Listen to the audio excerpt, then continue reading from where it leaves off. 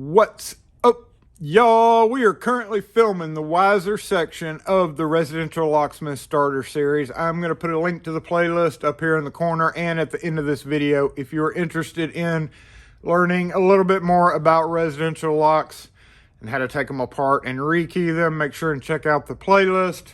The question's going to come up as to whether or not a Lishi Kwikset will open a Weiser lock, because in other Weiser videos that I've done, including the last one, I did show and mention that you can key up a Weiser lock to a Kwikset key. So can you use a Lishi in it? It goes in, should work, right? Well, the problem lies in the fact that Weiser has 10 depths, Kwikset has 6, 1 through 6, and the 7, 8, and 9 depth for Weiser is going to be a taller pin than the blade of the Kwikset Lishi. So when you stick this in, which we'll take a look at here in a second, it's going to raise up the pins that are 7, 8, and 9, because a 6 pin in a Weiser is 276 and a 7 pin is 291, which automatically would make it project up into the Bible, and thus you would never be able to pick it, because once you stick it in, you're already above the shear line and you won't be able to turn the lock or anything with it. So when you have newer Weiser, one thing that a lot of people don't know is the new Weiser, new being since like mid 2000 era, when they changed to the Kwikset frame, they kept the Weiser keys, but in 95% of them that I've seen and sold, the depths are not going to be over 6. They kind of stopped making 7, 8, 9 keys for Weiser, but that doesn't mean that somebody couldn't come along and rekey it to an old Weiser key. You're capable of doing that. You can easily key up a 7, 8, 9 to a new Kwikset based frame Weiser, which, by the way, as I mentioned several times, they are going to stop exporting to the US. So these are going to slowly die off, and they're switching it all to Kwikset.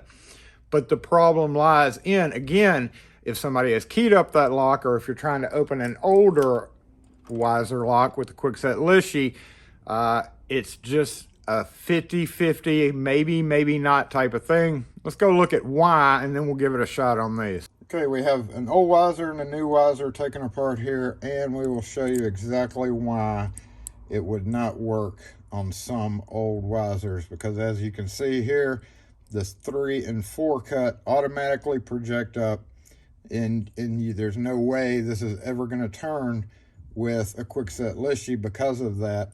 And I believe these are, we'll take these keys out here, and I think they're 8 and 9. So number 4 is a 8, which would make the other one a 9. And again, with the new style, take it apart and see. And that's not to say you might run across a 7 every so often. This one is a 60, 630. There's another one, 33110. I very rarely see a new Weiser that has anything other than 6 depths. Now, just because they changed to a Kwikset keyway, they're still using Weiser keys, even though they're not cut any deeper than 7.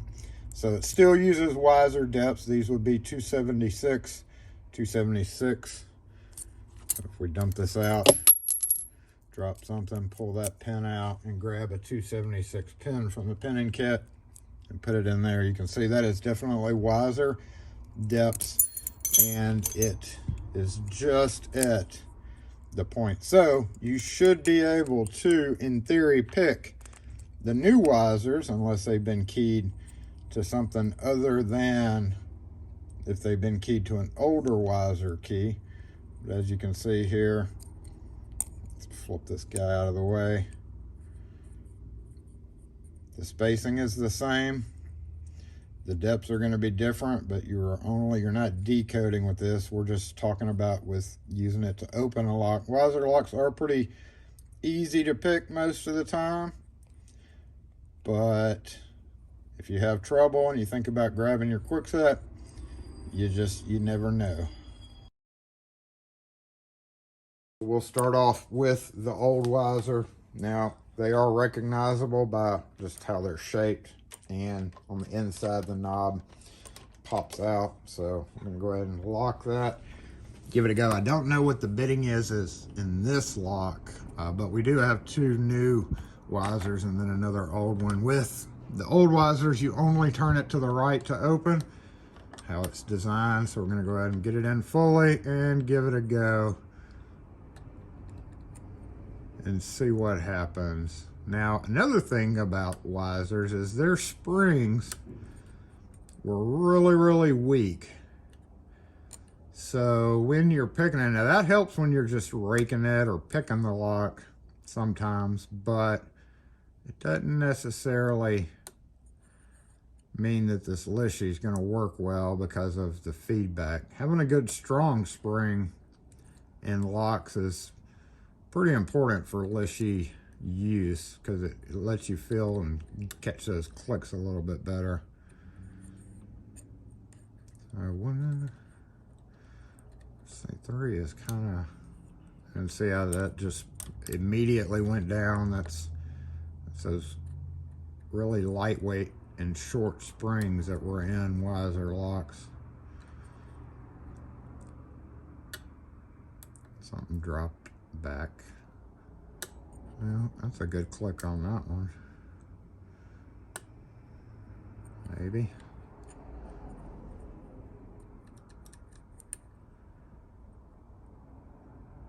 I'm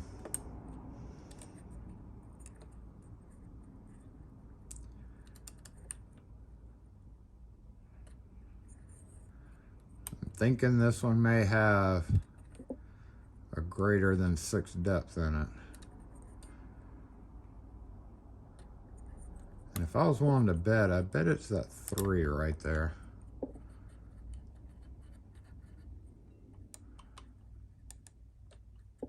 Yeah.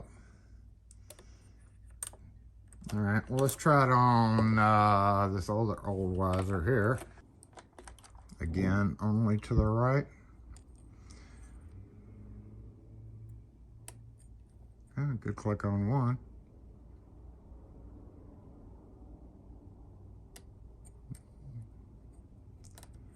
Oh.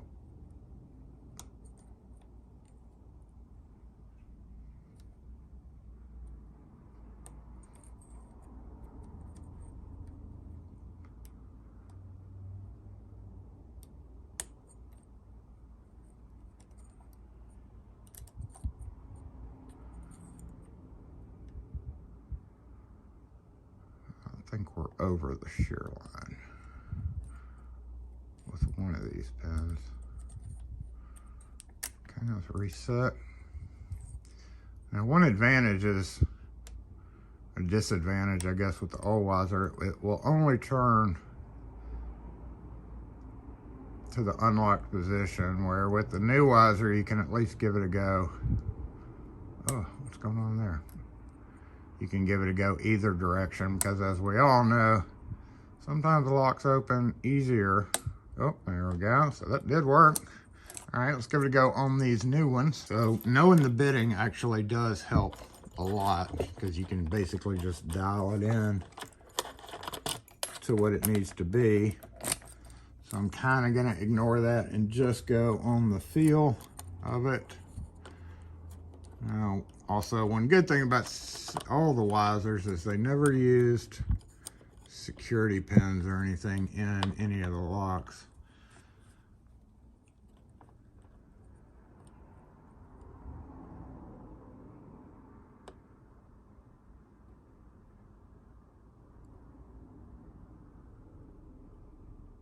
Oh, all the way down. That was a 0, wasn't it? Ugh. Ugh.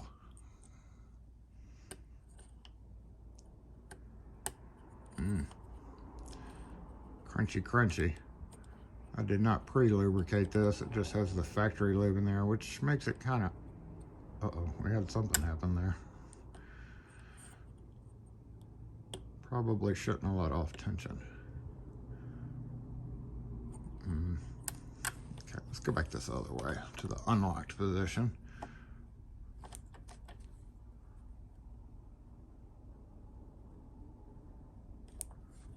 Nothing's going on there. move my hand.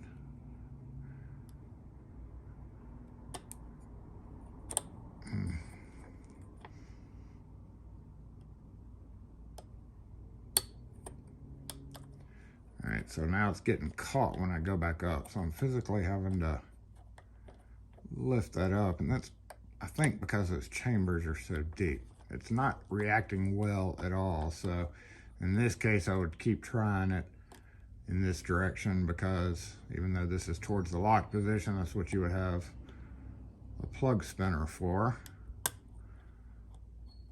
But it's actually reacting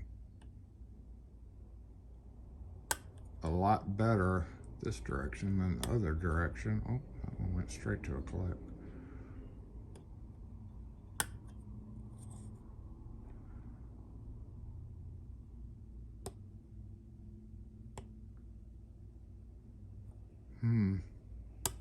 Oh, there we go. So I worked on that. And on the knob style, what is this? 00401. They love the zeros in these Weisers. The new Weisers. Okay, so lock it.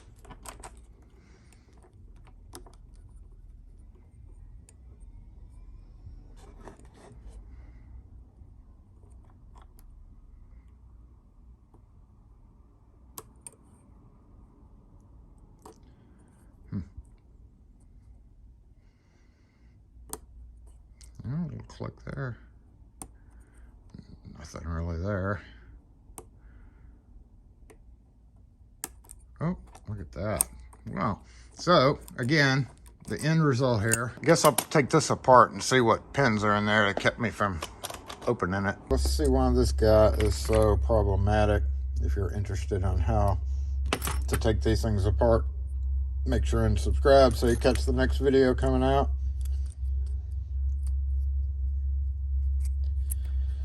I actually need this. Let me grab another plug follower.